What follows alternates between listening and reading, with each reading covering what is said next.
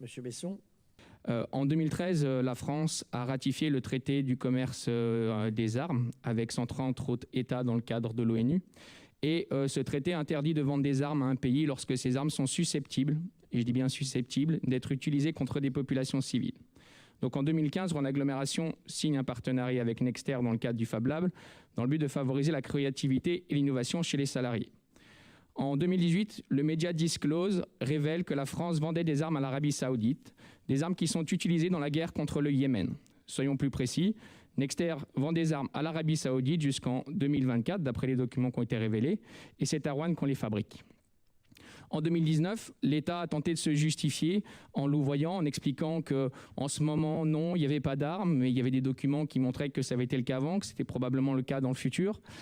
Ensuite, que les armes qui étaient envoyées n'étaient pas là-bas à usage offensif et défensif, mais là, il y a eu du coup la direction du renseignement militaire qui a révélé que, par des observations de terrain, qu'elles accompagnaient des démarches offensives menées par l'Arabie Saoudite.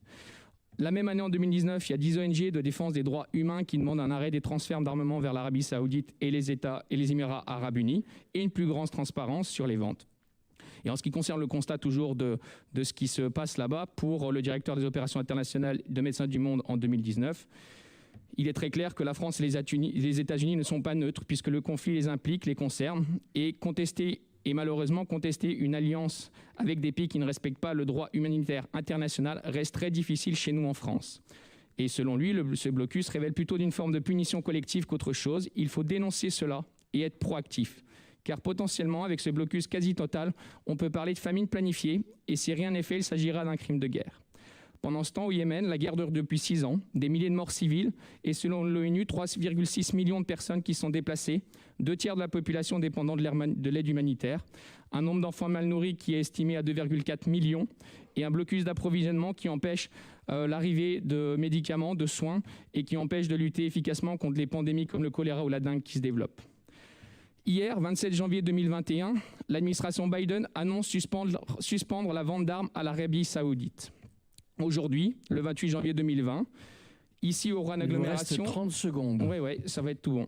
On est en train de décider de renforcer un partenariat avec Nexter, malgré cette opacité et malgré le potentiel vente d'armes dans les prochaines années.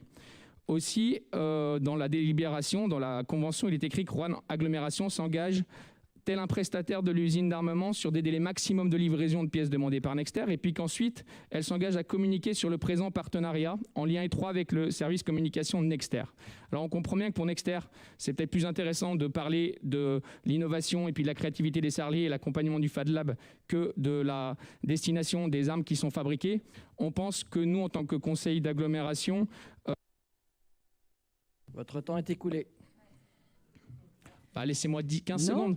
Non, je suis désolé, nous avons voté un règlement, vous adaptez votre temps de parole au règlement. On a un règlement indicatif, monsieur Nicolin, c'est un sujet qui est important, on ne peut pas comme ça l'arrêter alors qu'il me reste 15 secondes. C'est un sujet national, ce n'est pas un sujet qui touche l'agglomération. On est en train de cautionner des pratiques au Yémen, monsieur Nicolin, c'est pas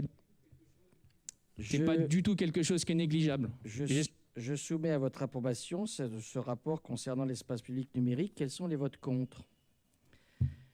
Les abstentions? Je vous remercie.